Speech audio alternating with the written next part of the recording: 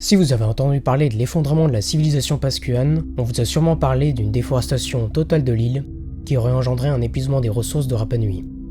Cet épuisement de ressources aurait ensuite engendré des guerres de clans entre les différents clans de l'île qui auraient à leur tour entraîné la fin des Moai et le déclin de la civilisation pascuane. Cette thèse a été popularisée par Jared Diamond dans son essai Effondrement. Il y raconte comment les Pascuans ont perpétré un écocide qui a précipité la fin de leur civilisation. Et cette thèse en fait, elle nous permet de regarder l'histoire de l'île comme un miroir sur notre propre futur. Nous avons en quelque sorte projeté nos tourments civilisationnels sur l'histoire de l'île. Mais la réalité est en fait bien plus nuancée et on peut lever le voile sur les mystères de cet effondrement.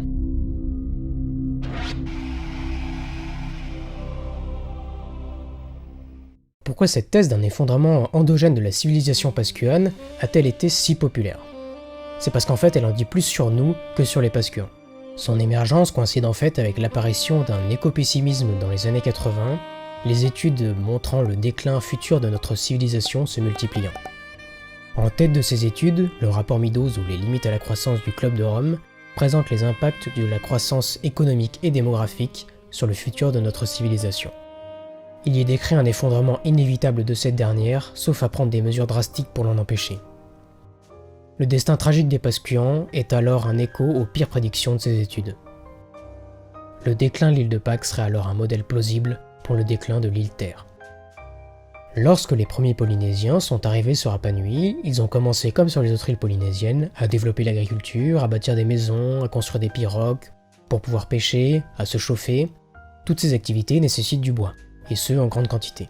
Mais cette ressource, bien que disponible sur Rapa Nui, commence peu à peu à manquer. De même que les ressources de la mer, comme les oiseaux marins ou les poissons, qui commencent peu à peu à disparaître. Le développement de la société Rapa Nui s'est donc fait sur un modèle non soutenable. Cette crise écologique que traverse l'île à partir du XVIe ou XVIIe siècle aurait engendré famine et de longues guerres entre les clans de l'île.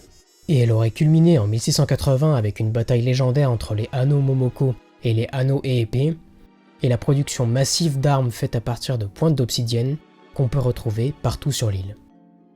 La population qui vivait sur l'île serait donc passée en un siècle de 15 000 habitants à 3 000 habitants à l'arrivée des Européens. De là, la production des Moai se serait arrêtée.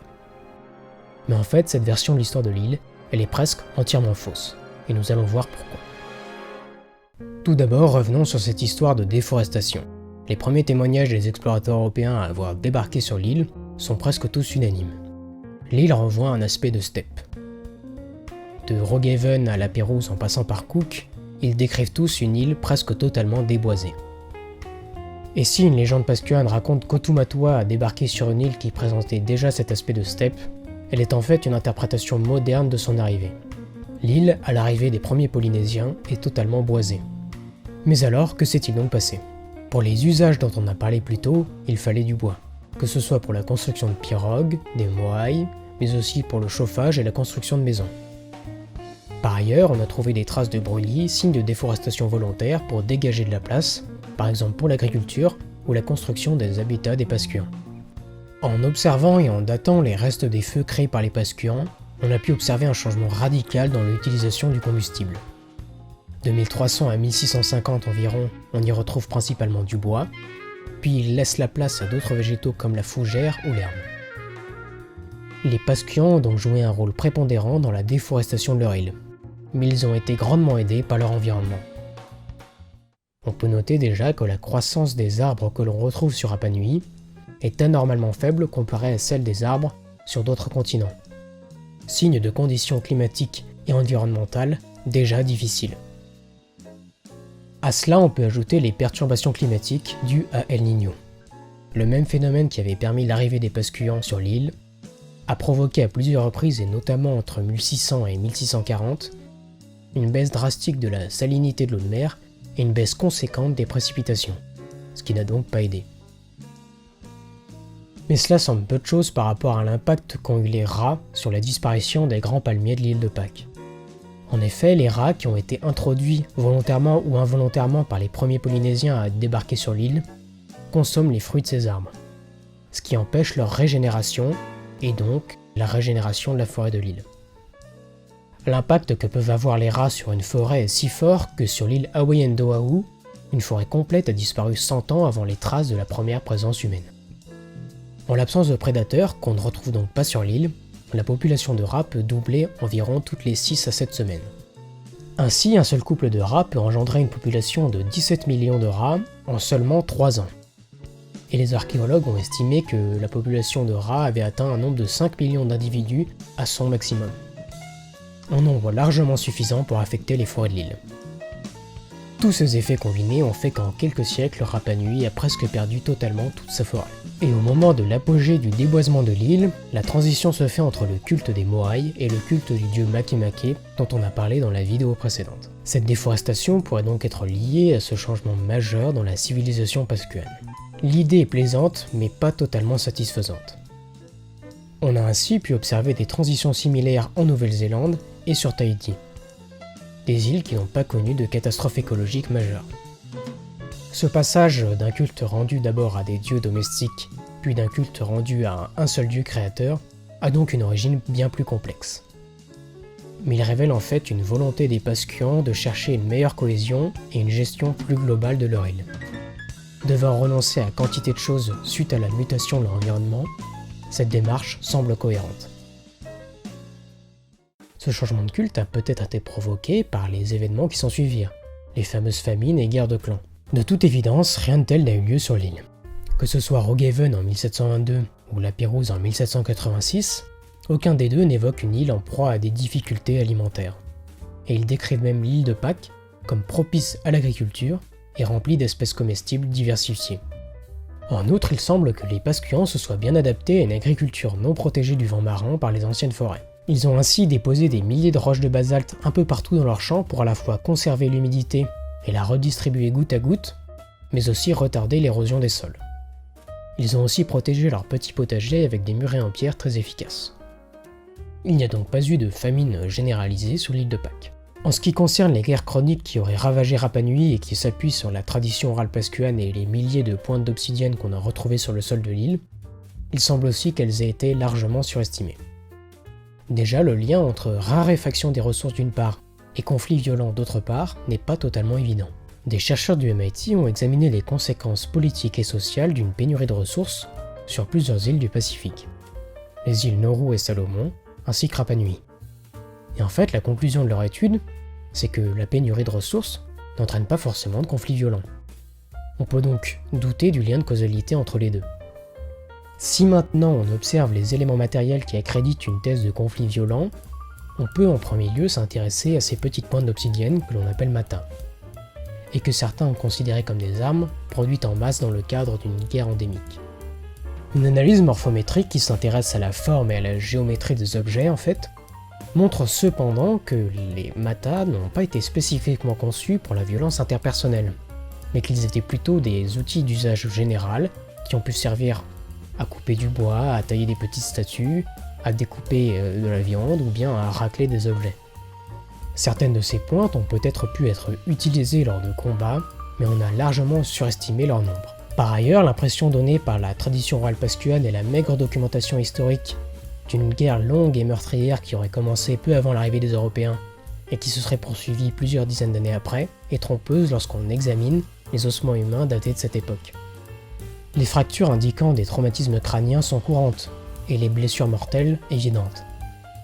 Cependant, la plupart des blessures squelettiques qu'on a pu retrouver semblent avoir été non mortelles. Et on fait peu état de cas de violence qui auraient entraîné la mort. En examinant aussi les dates de construction de certains monuments de l'île, on peut observer certaines contradictions avec le folklore pascuan. Les déterminations au radiocarbone de l'âge de la deuxième phase de construction de l'Ahuakivi, qui compte 7 statues de taille moyenne, c'est-à-dire de 4 mètres de haut et pesant de 12 à 14 tonnes, indiquent que les statues ont été placées sur la plateforme au début des années 1600, probablement avant 1660. Une guerre chronique et généralisée aurait empêché à coup sûr la réalisation d'un projet de cette ampleur. Les preuves matérielles suggèrent donc que la fréquence des guerres et des événements mortels a été exagérée dans la tradition orale pascuane, probablement en raison de l'impact sur la vie quotidienne des participants et de ses résultats horribles. Nous avons donc en face de nous non pas un peuple qui s'est autodétruit, mais bien un peuple qui a su s'adapter aux nouvelles contraintes de son environnement. La population de l'île de Pâques n'a donc pas chuté d'elle-même. Mais alors, comment la population a-t-elle pu chuter aussi brusquement entre le XVIIIe et le XIXe siècle? Si les Européens rencontrèrent les Pascuans de manière très brève jusqu'en 1850 environ, ils les affrontèrent parfois. Quelquefois en réaction à une hostilité issue d'une incompréhension entre deux mondes inconnus et qui se rencontraient pour la première fois, d'autres fois dans un but clair de nuire aux Pascuans, comme cet enlèvement d'une vingtaine d'entre eux en 1808 par un navire américain pour en faire des esclaves. Il y eut aussi l'assassinat de plusieurs Pascuans de sang-froid à plusieurs reprises.